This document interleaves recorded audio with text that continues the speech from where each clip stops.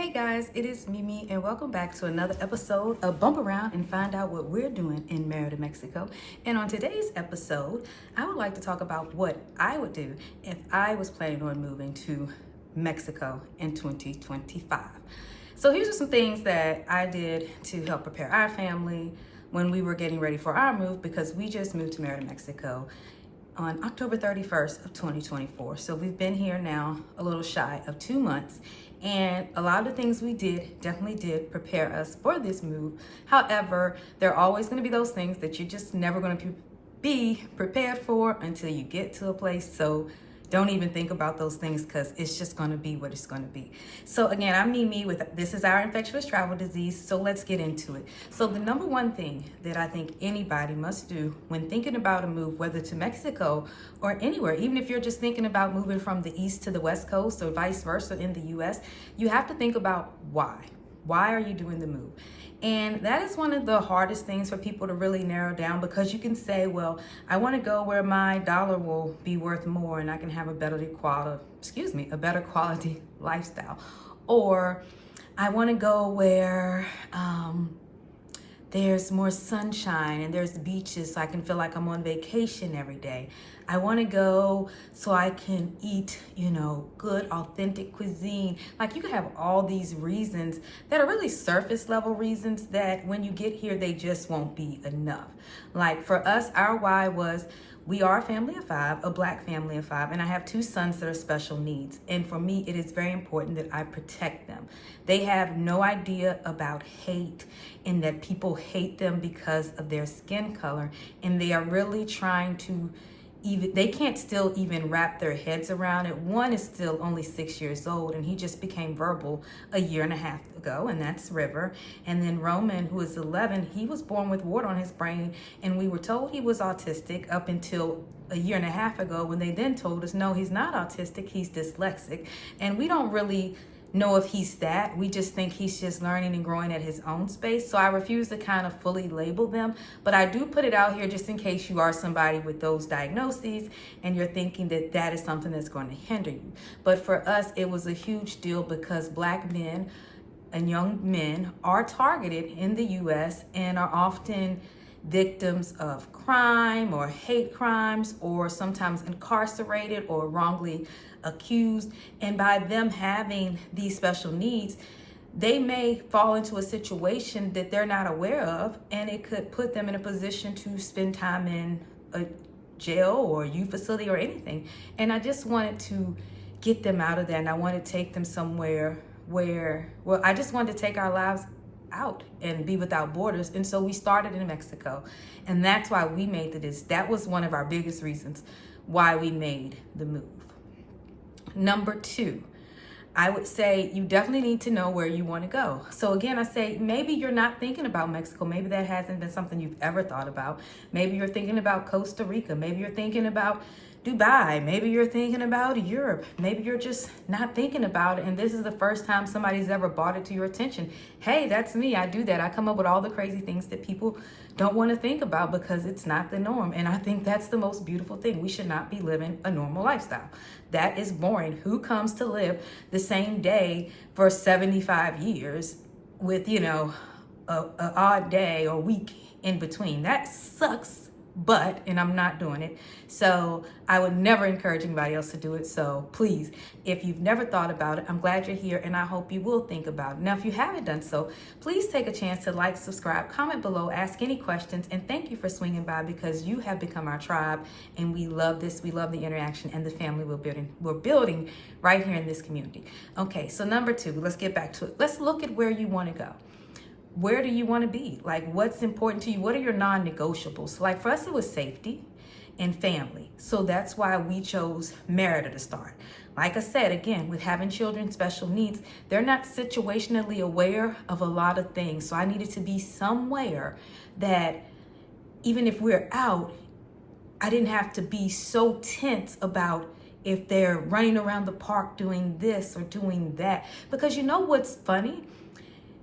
Even if they're running around the park here now and someone looks at them differently or weird or doesn't understand what they're saying, it's not because he just learned how to speak, or his speech is different, and if you don't slow down to understand him, you won't.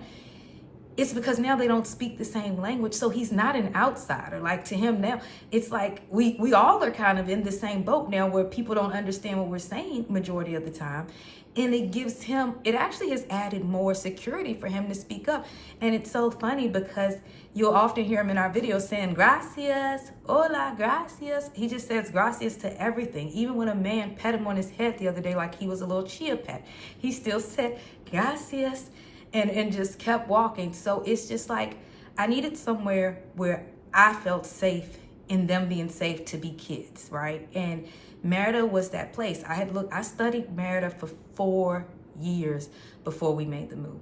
I'm not encouraging anybody to study that long. To this day, I don't know. It's just one of those things. You know how when you look at something, you say you're going to do it, and then you don't because you get caught up in doing life. That's what happened. I did a life bid, and I just didn't move. We should have left years ago, and we just didn't. But that's neither here nor there. We are here now. But I mean, okay, but what if Merida's not your vibe? Because one thing now, people always talk about Mérida. Now, we have not been here in the extreme heat yet. We'll get there in a few months, in 3 to 4 months, I suppose. And people often talk about that it's just, they say it's like hell, but I don't know anybody on earth that's actually been to hell. But I mean, if we're going to speak relatively about it, then they say it's very hot, like a portrayal of hell, and that it's just a different type of heat, and a lot of people can't take it. I can't speak to that yet because I've not experienced it, but when I get there, I will definitely let you know. But here's the thing, because I expect that type of heat, I also have already programmed myself to where we won't be out in the middle of the day like that, especially not walking like we do now, unless there's something we really, really need to do that time of the day, or we'll be in an air-conditioned vehicle, or we'll just go out in small spurts. We'll see. I'm not going to run from it. My kids were playing football and cheerleading in Houston, and we'd be out there for 6 hours, and it'd be 107 degrees, with no shelter, and the concrete jungle of Houston. So I mean, I'm waiting to see, because I felt like I was in hell in Houston, if we were using just those terms. All right, but what if Merida's not your jam? Because Mérida is small. It's not big city. You don't have party life at night. Now, there are things you can get into, and there are groups here where people create things you can get into, so you can find a way of partying here, right? But it's not your Mexico City. It's not Cancun. So Mexico City is somewhere, if you're looking for more modern, more vibrant, with loads of opportunities and different things to do, then that might be your jam. But for me, it wasn't, because again, the children were our big why. So I wasn't going to take them to a big city like that, even though we were in Houston. But the whole point was for them to be able to come outside and grow and live a flourishing life, like not a life inside behind games and only out if we're doing this said activity or that said activity. So it was a big deal for me to make sure we went somewhere where we could change the dynamic of our lives and they could grow, because I do believe you grow more when you're doing different things often and you're learning and experiencing new things often. And that was a big deal for us. I just felt like we all had become so stagnant in doing the same thing week in and week out. And it was just like, what are we doing? We are just waiting to die, and I do not like it. Which is why I also wrote a journal, which that says, you is gonna die, what you gonna do? And that it was like you're writing your own eulogy and you reverse engineering your life. And it's just a journal with prompt entries to really make you think about your life and why you're living it the way you are. I have gifted this journal to many of people, and they will not even fill it out, because it is so hard to look at your life in the state it's in and to think that if your eulogy was to be written today, you wouldn't have lived it out. Like, people don't like to face that reality. And so I didn't even like to face that reality. So when I wrote it, because I did it for myself, and then I started to share it, and that helped me push us, like, we can't wait anymore. Because, if any of these things are going to happen that I say is going to happen, by the time my story is done here, then we got to get on a move, because I haven't checked off a fifth of the list. All right. But maybe you want to go, like, if you're big into tech and software, you want to get into that, you can go to Guadalajara. That's like Silicon Valley here in Mexico. And I mean, very, very brilliant. Mexico is so vast. I mean, there are so many states here that you could get into, you can look into, that are safe to live in. Now, are there areas of Mexico that are unsafe? Just like Houston was very unsafe and we survived there. I mean, my second week in Houston, a man got killed behind my apartment. Like, I was stuck in the Airbnb that I was staying in, because on the other side of my fence, so there was like my house, well, this was the house and this was the fence, and he was right here in a car, unalive, in the fence, beside the fence, for like 4 hours. And I had to just see the light circling, and I was able to see on Twitter he'd been shot in the car. Like, I experienced things like that more times than not, being in Houston, when I was in Vegas. Like, so, I mean, I've experienced all these things. So I like, when we're just given the narrative that Mexico is so dangerous, Mexico is so this, is so that, like, everywhere has its place that is dangerous. So you just have to know where you're going. Don't be the one that thinks, oh, it won't happen to us if we go live over here. We can fix it up. No, you can't. No, it's not your job. Not just one person. So just know where you're going, and figure out what your non-negotiables are, and start there. Do the research, and don't take a long time to do the research, right? Make your list of what's important to you, and then look for those cities that fulfill that. There are plenty of people on YouTube that are talking about Mexico. Of course, you got to go through them to see who's shooting the crap and who's being for real, who's actually living there and who's passing through. But I mean, just do the research. And then if all else fails, if you can afford it, take a visit. Go spend 2-3 weeks. Go spend a month out of the summer there when the kids aren't in school, especially if they're in traditional school. But if you're homeschooling them and you work from home, then get up and go. And go spend the time there, so you can see if it's where you want to live before you just pack up and move everything there, right?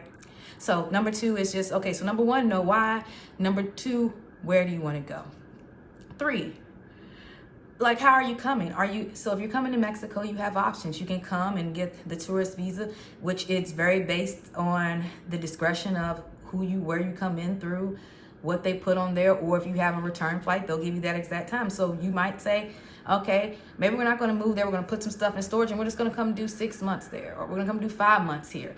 You can get the tourist visa up to 180 days right now still in Mexico. So you could typically buy a round trip ticket, with 5 months in between. And when you come in, you show them that, they'll give you the 5 months, right? Or you can come with a one-way ticket and shoot the gamble, and they may give you 3 weeks. They may give you 6 months. Every time I've come, they've given me 6 months. We came on a tourist visa, and when it expires, we plan to do residency. Ours will expire sometime next year, and that's when we'll do the residency. But you have options. If you want to go ahead and apply for temporary residency, then you do need to show income and different things like that. And so you just want to consult, an immigration attorney, or go to the embassy or wherever you need to go to get those things done, because you started in the U.S. and then you come here and finish it, and it's a whole thing. So it's kind of, what do you want to do? And that's one of those things that's part of, like, why you're doing it, how you want to do it. So you have to really narrow that down. Number 4, education and extracurricular activities for you and the kids. Like, if you're homeschooling, then it doesn't really matter, because you don't really have to look at the education systems or what's being offered, because you're going to just keep doing what you're doing. But if you do plan to put them in schools, then you need to think about, okay, do you want to put them, well, when you're first coming, initially you'll have to put them in private school. Unless you already have your residency, then you can put them in a public school. But if you put them in a public school, you may not like the quality of the education. But however, what I found, or the things that I've heard, is that there are some people that have come from the United States and Canada that put their kids in the public schools so they can learn Spanish faster. It is strictly a preference.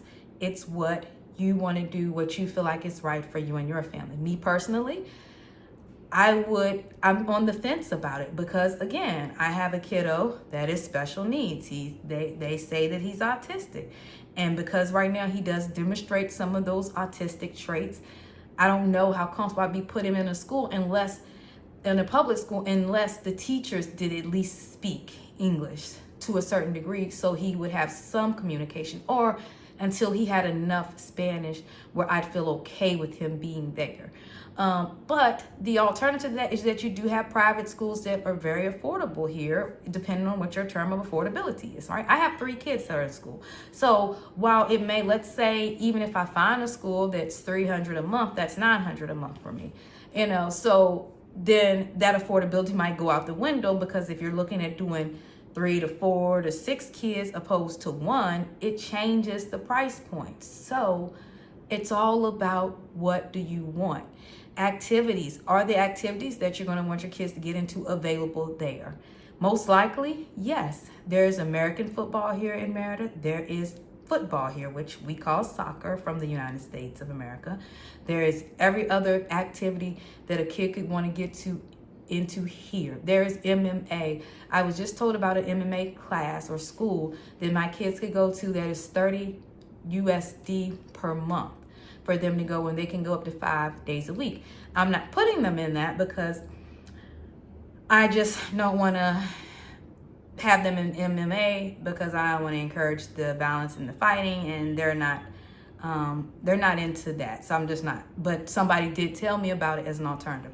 But I'm even going to get into like some bangy body classes, so before this body hits 50, she can be fly, okay? And she can look good and feel good in her own skin. So, but there are so many things you can do. Activities are not going to be of a shortage unless you're going out to one of the small pueblos or small little towns that are very magical, but they might have limited activities. So just keep that in mind when you're looking, because you may come across something that may be a different area of Mexico, and it could be a small community where those activities may be limited. So you want to get in the groups and find out. There's groups for all of these locations. So just go on Facebook. Even if you don't have a Facebook, make one just so you can join the different groups, and get in those groups before you move. Like, join those expat groups, but also join the local groups. I've done both, so I can see what the local people are saying and I can see what the expats are saying, because I want to know the community as a whole as it's being blended. All right, so number 5, budget. What is your budget? Like, what is your budget and what is your timeline? So if you're working from home, or if you're not working from home, then one of the first things you'll need to do is, if you're not working from home, then you'll need to definitely consider remote work, because how are you going to supply or fund this lifestyle? And so, or if you already are remotely working, or you have your own business that's bringing in income, how much is that? And is that enough to afford the lifestyle you want here in Mexico? And really look at that and go through it. So what's your max on rent? What's your max on food? What's your max on this? Now keep in mind, if you have children that are special needs, they're going to change that food cost for you, because my baby son, only eats certain foods. And I shouldn't say mine, our son, but I just protect him so much. A lot of times I say mine. But because he only eats certain foods, there are plenty times that the budget is over, or the spending plan is overextended to meet his dietary needs and wants, because I'm not going to have him go hungry if there's anything I can do about it. I'll give you a prime example. A little container of chicken nuggets that'll probably have about 20 nuggets in it or so, going to run you about $7 to $8. If they're on sale, you can get you can get them for like 59 pesos. So that's when they do like a 50% sale. I'll try to catch them then, because then that's about $3. But if you go and you want to, if your kiddo only eats the Tyson nuggets, you can find those here, but a bag of Tyson nuggets gonna run you anywhere from $10 to $12. So if that's all they're eating, and you're having to get like 1 or 2 bags a week, that's already just $20 just on that. So factor in those things. There are certain condiments that my son has to have that, so I have to search for those, and they're going to be more. Like your Heinz ketchup is always going to be more than a local or knockoff brand. I am getting him to slowly adjust to the other brands, because what I've been doing is I've been letting Heinz run out every time we get it, and I'll have the other brand here, and I'll give him that, and I'll be like, well, this is all we got, so this is what you have to eat, baby. Just try it. It tastes just like ketchup. It does not taste just like ketchup. It's different. But I'm building his taste palette to be able to accept some things, so we're not spending money on frivolous things like ketchup, So think about that. Think about how much you want to allot for activity so you can do the research for all these things so you can see if the type of lifestyle you're trying to create is realistic or if it's something that's made up in your head. And number 6. Oh, wait a minute. Let me go back. Let me finish 5. Okay, so we went over the spending plan or budget, however you want to word it. Timeline. What's your timeline? Are you doing this in a year? Are you doing this in the next 6 months? Are you giving yourself 90 days? Or are you, what are you doing? You need to have a specific timeline with day count. When we set our timeline, we had 183 days, and I was on the calendar, and we counted down. And every day, somebody between one of the 5 of us will cross out a day, and we'd be like, how many days are left now? When we got down to that 30-day window, that's when it started to feel real. And it felt like everything was closing in, because it was like, oh, shoot, we're going. And we were going because we had already bought the tickets. So we were going. They were non-refundable. We were going. It was $2,300 spent. We were going.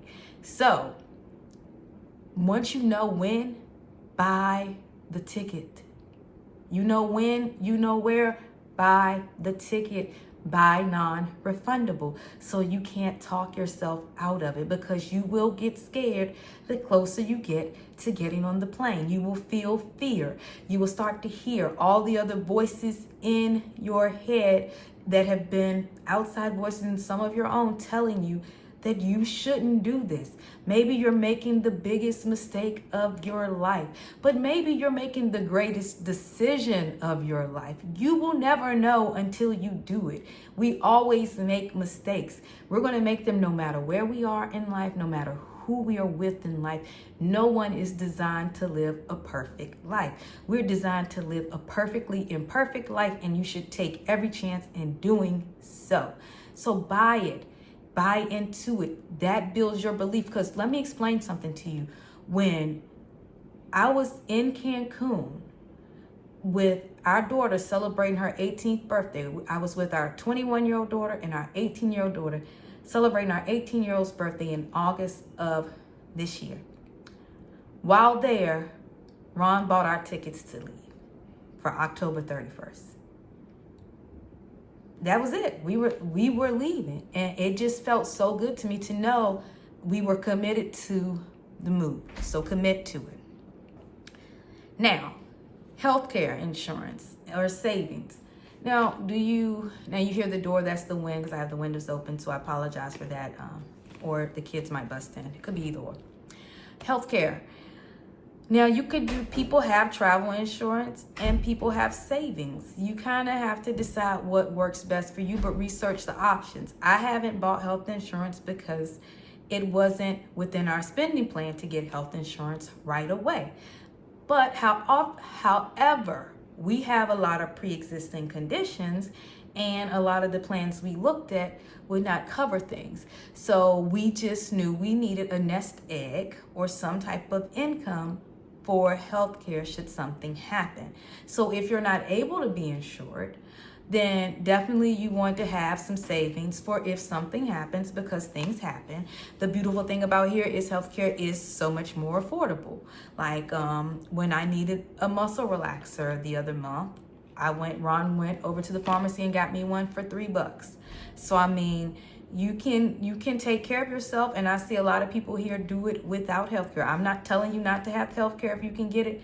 I'm just saying, just know what your options and choices are, and know what your needs may be, especially if you're someone that's coming with pre-existing conditions and you know there are going to be things that need to be taken care of.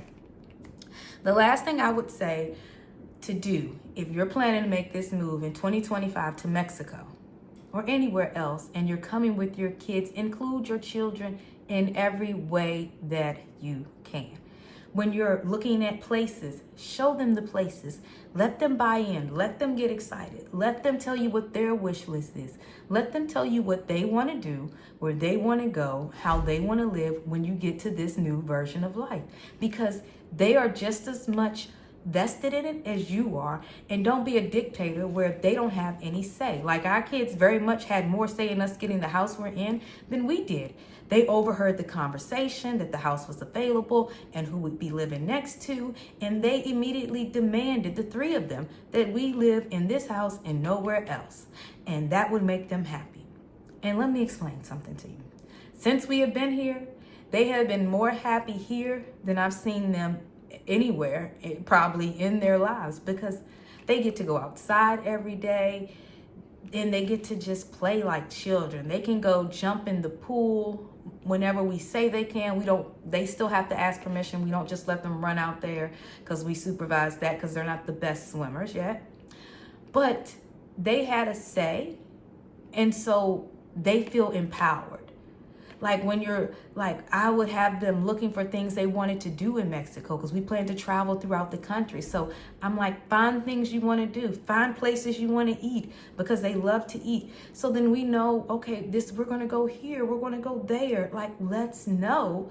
And that way you have a wish list, I have a wish list, Dad has a wish list, and we all put our list together and we come up with the well-rounded, experience for all of us. And it's not just about one person's perspective or the parent's perspective on how life should be while here. So definitely involve the kids in every aspect, even when you're looking at where you're going. Show them the cities. Let them do an hour or so of YouTube a day with them on where you're thinking of living, so they can see the people walking around. Like I would let the kids see the videos of people just driving around Mérida so they would know. So when we got here, they were like, oh, I remember that from YouTube. Mom, you see that? Mom, that's the building. That's the big statue you showed us. Mom, this, Mom, that, Mom. They felt like they knew everything because we had watched it so much that 90 days up until us coming, that it wasn't a shock to them. They knew about the colors. They knew about the kissing chairs, like all these things. It was as if they were seeing them again instead of for the first time. So again, this is Mimi with Our Infectious Travel Disease. Thank you for sticking around and bump around and find out what we're doing in Mérida, Mexico. This episode was for you. I hope it helps. I hope if you're really thinking about making the move to Mexico in 2025, that this list helps you narrow down the things you need to do so you can really start to make the move. Get you a notebook that's dedicated just to your Mexico move and get it going.